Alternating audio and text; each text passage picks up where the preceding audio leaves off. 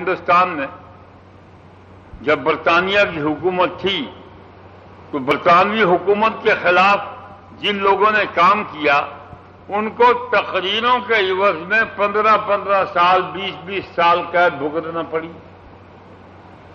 ہمارے والد صاحب رحمۃ اللہ نے کیا گولا چلا دیا تھا، 11.5 سال قید کاٹی۔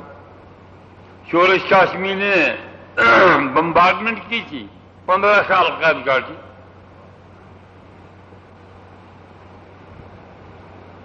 لیکن برطانوی حکومت ہند کے ہوتے ہوئے اسی سرزمین پر حضور صلی اللہ علیہ وسلم کی بے پناہ توہین ہوئی، برطانوی ہند نے سزا نہیں دی۔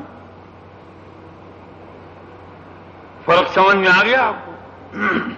ان کے نزدیک ریاست کی جو اہمیت ہے وہ مقام نبوت کی اہمیت نہیں ہے،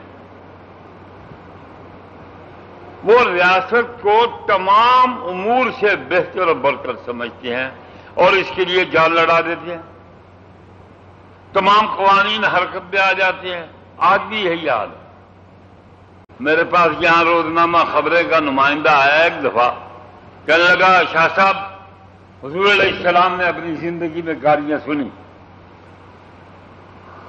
تو آج اگر کوئی گالی دے دے، میں کہ بات کر دی آپ نے۔ 15 منٹ تقریر کی، انہوں نے جوش جہاد میں بڑی اوٹ پٹانگ ماری، تھلے سے اوپر، اوپر سے تھلے۔ میں نے کہا جی بات کر دی آپ نے؟ میں نے کہا ہاں جی۔ میں نے کہا یہ فرمائیے گالی دینے والا کون ہے؟ کہ جی کافر۔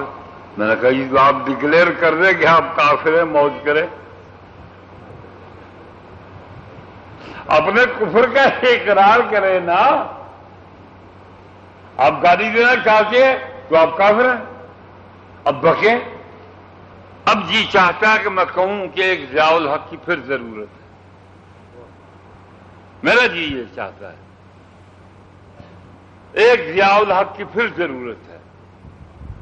عمر کیوں نہیں آئے گا، معاویہ بھی نہیں آئے گا، یزید بھی نہیں آئے گا،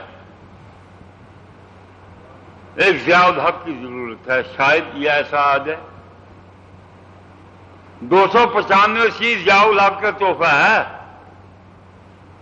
اس کو بے نظیر بھی ختم کرنا چاہتی ہے، عیسائی بھی ختم کرنا چاہتے ہیں، ہندو بھی ختم کرنا چاہتے ہیں، قادیانی بھی ختم کرنا چاہتے ہیں، اور پاکستان کا liberal and secular man agent man ہے، واہ ڈین مین ہے،